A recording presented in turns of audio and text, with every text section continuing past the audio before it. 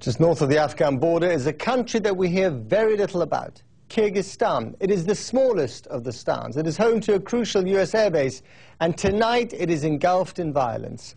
In running clashes between security forces and anti-government protesters, at least 40 people have been killed, possibly many more, and hundreds injured.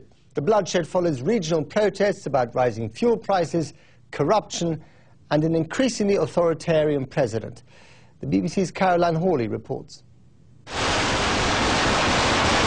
There were no holds barred as the security forces tried to put down the protests. Demonstrators furious at corruption, rising prices and the president's authoritarian rule. Here and elsewhere in the country they stormed government buildings. Some were armed. Symbols of the state were attacked, police cars overturned and burned, military trucks seized, as well as Parliament and the headquarters of state-run TV.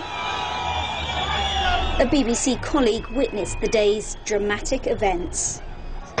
This is the main square in Bishkek where thousands of protesters have gathered. The police was firing stun grenades but also bullets. We just saw one person being killed. And this is the man who was gunned down. Throughout the day, the growing number of dead and injured only fueled the protesters' anger.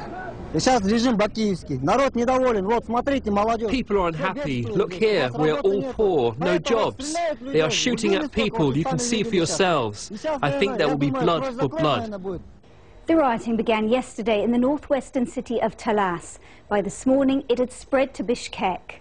Kyrgyzstan may be a little-known former Soviet state, but it is strategically important. Both Russia and the US have military bases in the country.